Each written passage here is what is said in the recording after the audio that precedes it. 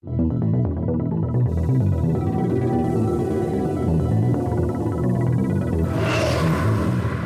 to Obscurus, your weekly dose of paranormal fiction. Every Wednesday, Obscurus features new short stories and serialized novels written by novelist, screenwriter, and voiceover artist Biswajit Banerjee.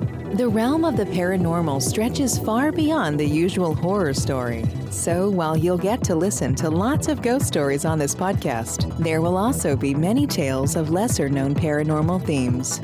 To get us started, here is your host, Biswajit Banerjee.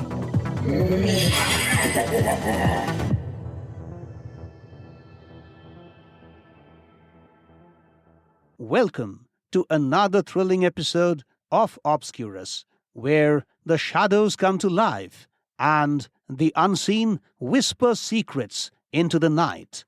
I am your host, Biswajit Banerjee, and tonight we continue our journey into the dark and mysterious world of our serialized novel, She Wants to Kill.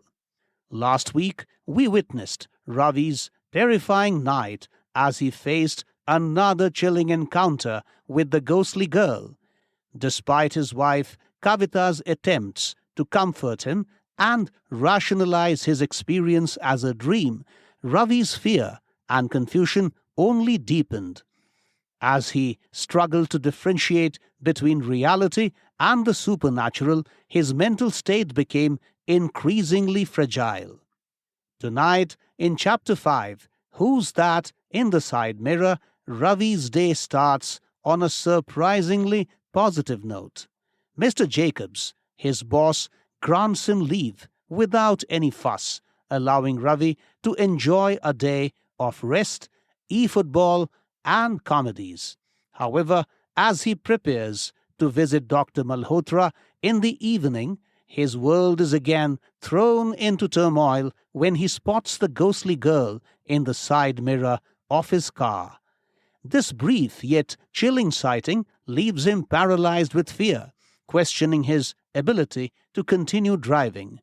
The encounter is a stark reminder of the ghost's relentless presence and the deep-seated fear that grips Ravi's mind. Before we dive into this gripping chapter, I want to remind you to visit our websites biswajitbanerjee.com and obscurus.buzzsprout.com for more exciting content and updates. Don't forget to subscribe to our YouTube channel, where you will find exclusive behind-the-scenes content, interviews, and much more.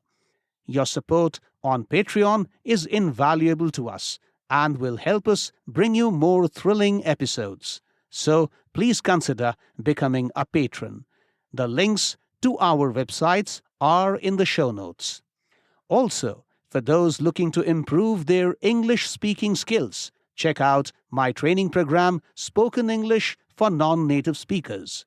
It's designed to help you gain confidence and fluency in English with tailored lessons and interactive sessions. We have exciting plans to expand to Patreon and other forums where you can support us and get more exclusive content. Now, without further ado, let's dive into the 5th chapter of She Wants to Kill. Who's That in the Side Mirror? Get ready to be drawn deeper into Ravi's harrowing journey as the lines between reality and the supernatural blur even further.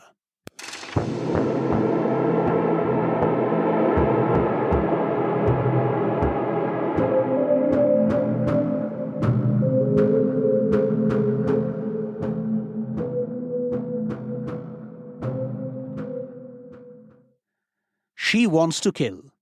Chapter 5. Who's That in the Side Mirror? Written and performed by Biswajit Banerjee.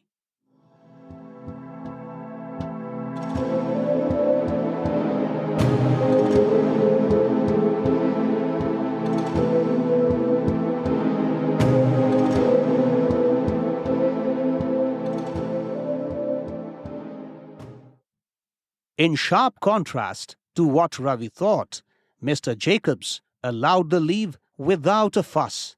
It was turning out to be a very good day as Ravi spent his time resting, playing e-football on his computer, watching comedies on the television, and spending some romantic moments with his beautiful wife.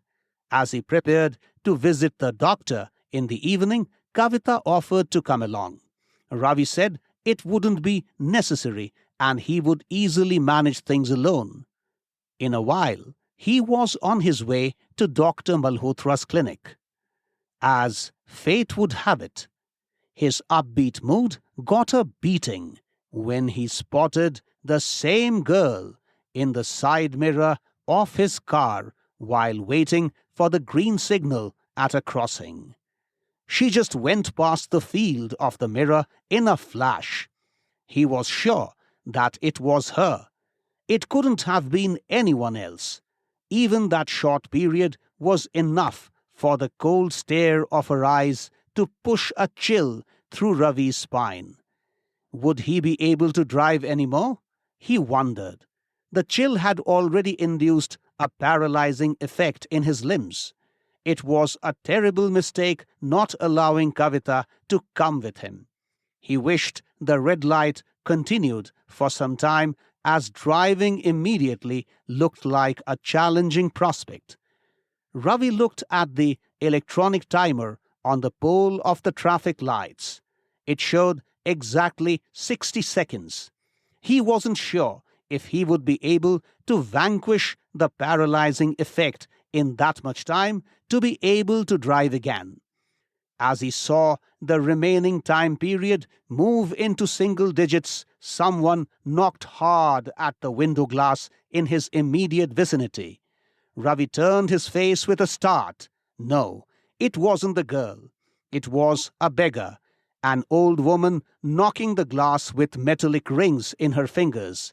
She coned up the fingers of the other hand and brought them close to her mouth, repeatedly indicating she was famished.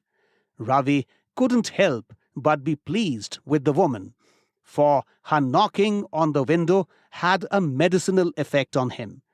The second shock seemed to have met the first shock, with the result of both getting destroyed. Now his limbs were active again.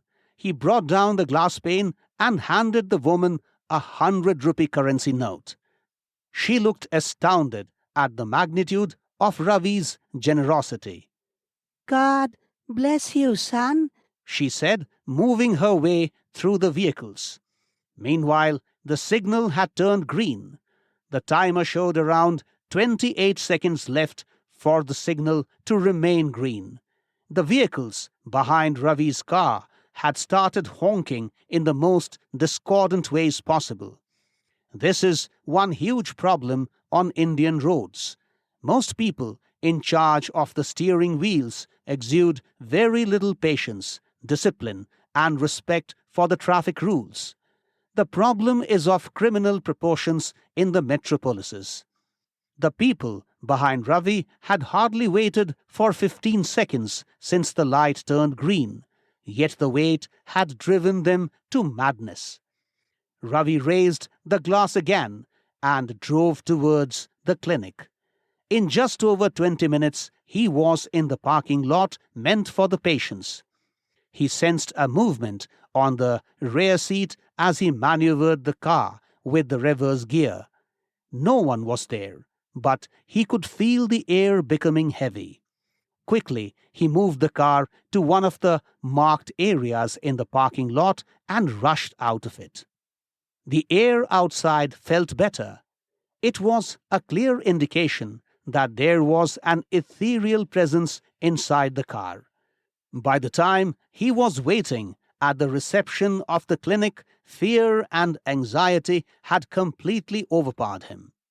The telephone rang on the receptionist's desk. "Yes, ma'am," she said after picking up the receiver. "Yes, Mr. Ravi Sharma is here. I will send him in." Then she looked at Ravi and said, "You could go in, Mr. Sharma." "Thank you so much," he said, walking into Dr. Malhotra's chamber after lightly knocking on its door a couple of times. "There you are, Mr. Sharma." Dr. Jyoti Malhotra smiled. Please come. Good evening, doctor. Ravi smiled back and took a chair. Good evening. So, how are you doing, Mr. Sharma? The problems are continuing, doctor, he replied. Really? Dr. Malhotra exuded concern. The medicines aren't working, you mean? Doctor, with all due respect to what you are saying, I don't think any medicines can cure my problem. Oh, yes. I know what you will say. Your problem is a ghost, and medical science cannot prevent ghosts from coming. Isn't that what you want to tell me, Mr. Sharma? These days, I have stopped speaking my mind, doctor, he said with dissatisfaction. That's because whenever I try explaining what I'm going through, I get reactions like that. I'm really sorry if my words hurt you, Mr. Sharma. Trust me, I did not intend to disappoint you. Oh, please, Dr. Malhotra, you must not say sorry. I have great respect for you. The truth is that a large part of the normalcy that has returned to my life is ascribable to you. I will always be grateful to you for all you do for me. I do not blame you or anyone else for not taking my words seriously. That's because what I say sounds weird, and I completely realize that. Thanks for your appreciation, Mr. Sharma, she smiled. And I too respect you a lot. You are a wonderful human being and a very obedient patient. However, I would just like to correct your thoughts on what I think about your experiences. Please understand that I take your words very seriously. I have told you this before, and I would like to tell you again today, that I fully understand that you are speaking the truth. You really see that ghost. I know that. I have never disputed your experiences. Those experiences are really happening to you. And I also know those experiences are as real as any other experiences of your life, big or small. All I'm trying to say is that your faculties are deceiving you. What they present to you as the truth is in reality the untruth. But doctor... Let me complete, Mr. Sharma. The human mind is very powerful. Despite the great advancements that medical science has made, we understand very little of the mind. But we do understand that one's mind could quite easily deceive oneself. You mean my mind is deceiving me? Yes, she nodded. You are thinking so strongly about that ghastly girl that your mind gets enough fuel to concoct her images. But she is so real. You are coming to the same point repeatedly, Mr. Sharma. I know she is real, but only because your mind makes her real for you.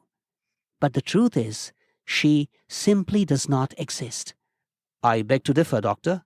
I understand it is not easy for you to accept that explanation. I also know that my explanations might annoy you somewhat. But as a doctor, I must tell you the truth. Doctor, do you believe there is something like an inner voice? Perhaps you are talking about intuition or gut feeling. No, doctor. Intuition or gut feeling, I believe, are like the surface phenomena of what I call the inner voice. The inner voice is a deeper happening. While intuition or gut feeling may go wrong, one's inner voice is hardly ever wrong. I'm not sure how much as a person of science you would appreciate this, but yogis and rishis are believed to have rich inner voices. Every person has an inner voice, but it is usually dormant. What are you trying to tell me, Mr. Sharma? I'm not boasting of myself, doctor, but I have a good inner voice. I am still not clear what you are driving at. Well, doctor, my inner voice tells me the bloodless girl is not an illusion, and that's what matters to me. Your words don't impress me in the least, Mr. Sharma. Dr. Malhotra said in a tone of disapproval. What you are telling me does not prove that the ghost is a reality. I'm sorry, but I must tell you that what you call your inner voice is nothing more than a thought or suggestion coming from your brain. Ravi didn't reply, for Dr. Malhotra was talking in the expected lines. No matter what he said, she would not change her opinion. And why would she? She was, after all, right in her own place. Why aren't you saying anything? I have said what I had to say. Please place your trust in me, Mr. Sharma. I have full trust in you, doctor. I know you are trying to bring me out of the mess I find myself in. It is just that the problem is deeper than you think. Okay, let me make an effort to understand your problem better, She said, like a true professional, not losing her patience and empathy even by a trace. Tell me now, when did you last see the bloodless girl, Mr. Sharma? On my way to your clinic. You mean today? Yes, about an hour ago. What happened exactly? Ravi narrated the events as best as he could. That is frightening indeed, She said thoughtfully. Have you ever wondered why she is after you? Yes, I'm not sure why. But you are sure of her intent. That's right, Ravi said. She wants to kill me. Just try to reason, Mr. Sharma. If she is real, then she must be a powerful ghost. That's because unless she is powerful, she cannot have such a strong material manifestation. And she has been appearing before you for close to 16 months now, if my estimate is correct. Tell me, if she is that powerful and her purpose is to kill you, what has been stopping her from giving shape to her intent? You should have been long dead. The fact that you are alive is a possible indicator that she is nothing but a hallucination. Don't you see reason in my words?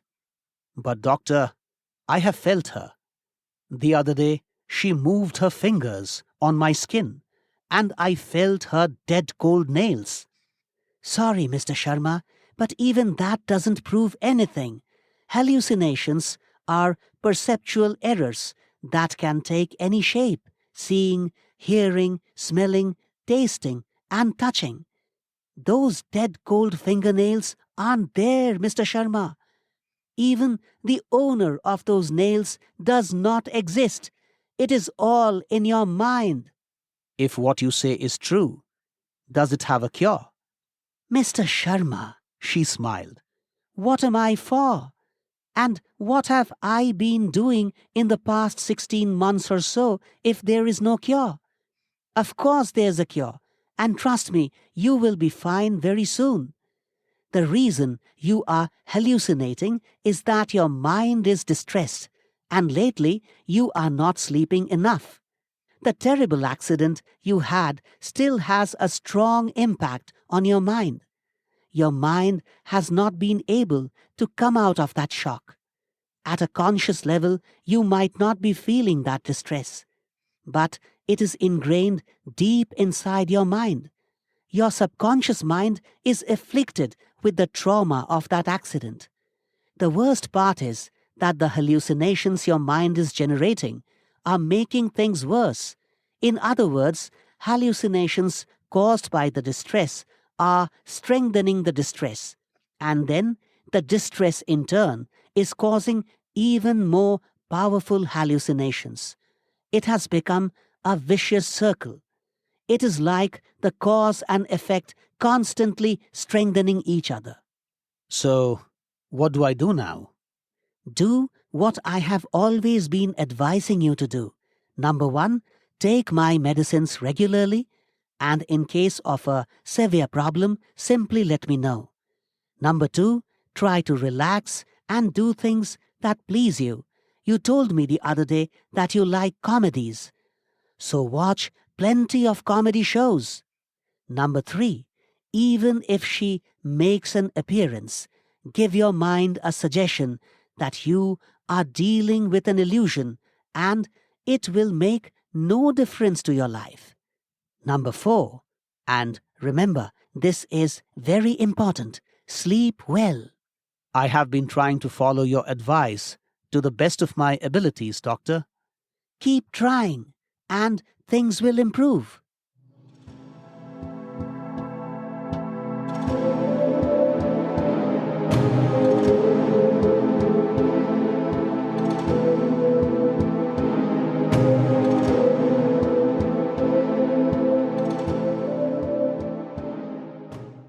And that, dear listeners, was Chapter 5 of She Wants to Kill, titled Who's That in the Side Mirror? Ravi's brief moment of normalcy was shattered by yet another haunting encounter with the bloodless girl, intensifying his fear and anxiety.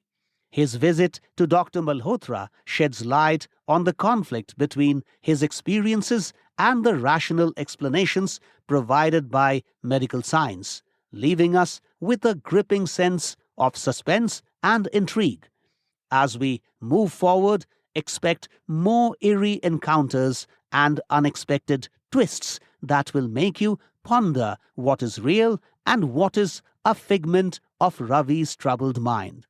Next week, we will uncover more about Ravi's attempts to seek help and the mysterious forces plaguing him. Don't forget to visit our websites for updates and additional content, and make sure to subscribe to our YouTube channel. Your support on Patreon will help us bring you more episodes filled with suspense and mystery. Also, check out my training program, Spoken English for Non-Native Speakers, designed to help you gain confidence and fluency in English. Thank you for joining me on this eerie adventure. Until next time, keep your senses sharp and your lights dim, for the shadows are never far away. Stay curious, stay cautious, and always be ready for the unexpected.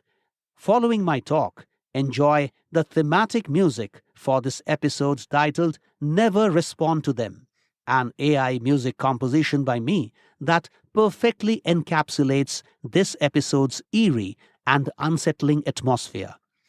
As Ravi grapples with his ghostly encounters and the chilling presence of the bloodless girl, the haunting melodies of this composition underscore the tension and fear that permeate his experiences. The music enhances the narrative by reflecting Ravi's inner turmoil and the persistent sense of dread that defines his journey. This piece is an auditory embodiment of the episode's suspenseful and mysterious themes. This is Biswajit Banerjee signing off.